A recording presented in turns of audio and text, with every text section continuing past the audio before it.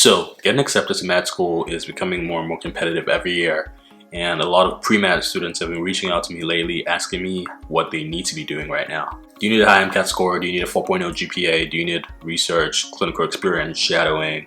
What does it really take to get accepted into a medical school, especially top school? Hey guys, my name is Daniel. I'm a first year medical student at Harvard.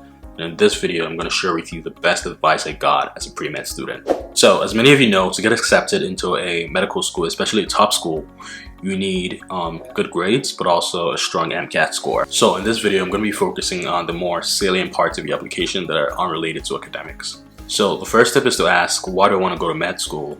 And then, what do med schools want? Now, the answers to those two questions have to align. If not, med school is probably not going to help you achieve your goals. And for a majority of people, they want to go to med school to help people and serve patients. And that's great because med schools want to train future physicians who want to put their patients' best interest at heart. So it makes sense that your application is going to be focused on why and how you fit this role of a doctor, that's to serve patients.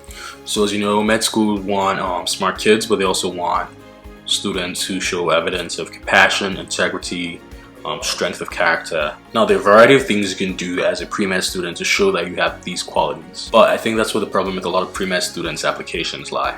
So I remember freshman year of college, I was a starry-eyed kid in college, and I just wanted to figure out then what I needed to be doing to get accepted to med school. So I remember sending an email to a third-year medical student at Harvard asking how he got accepted to med school. He was also an international student.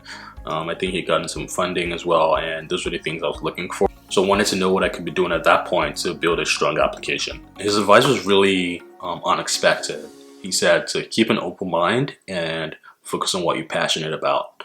So at the time I knew I was interested in mental health, and I decided to focus on cultivating that passion throughout college. And I really think it was my extracurricular work in research, advocacy, outreach, and mental health, obviously in addition to my academics, that was really key in helping me get acceptances, interviews, full tuition scholarships to many top schools in the country. So now I'm going to talk about the problem I see with a lot of pre-med students. So because med school is so competitive and pre-med students want to do it all, I think they have this tendency to try to check all the boxes that they think med schools want to see. So doing everything from volunteering to shadowing to research to clinical work to everything they think med schools are interested in.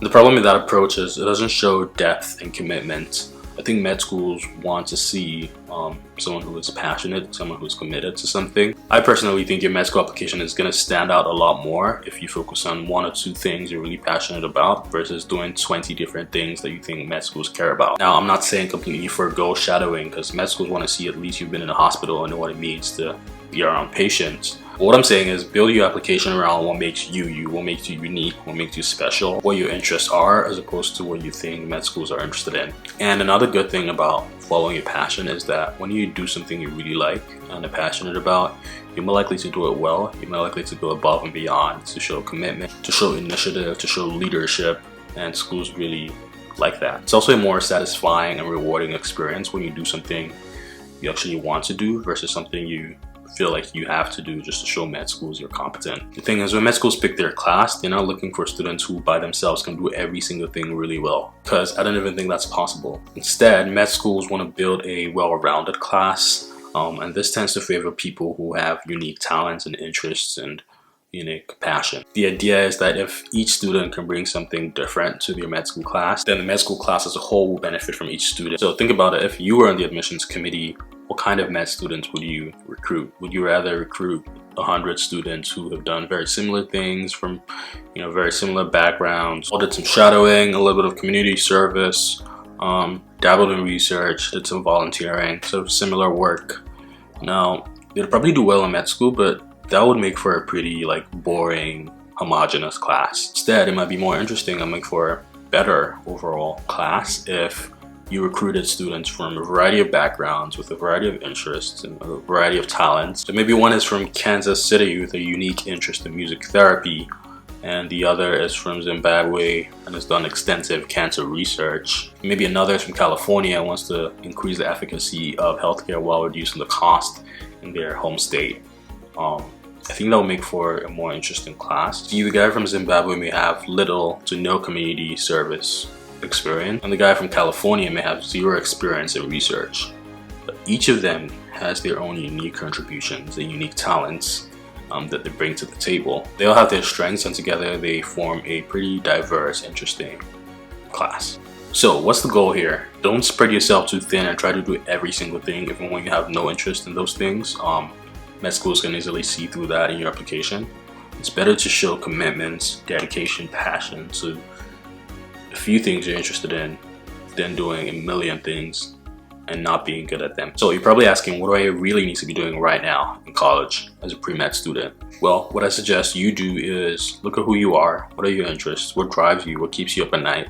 Figure those things out and work hard on your strengths, improve your strengths, build on those things you're interested in. I think it's also important to see how your goals fit into the mission and vision of the schools you're applying to. Certain schools want to train, for instance, the next leaders in medicine, while other schools want to train the next generation of primary care physicians. So you want to make sure the schools you're applying to is sort of tailored to your background, experiences, and interests. So that's the end of the video. I hope you guys found that helpful.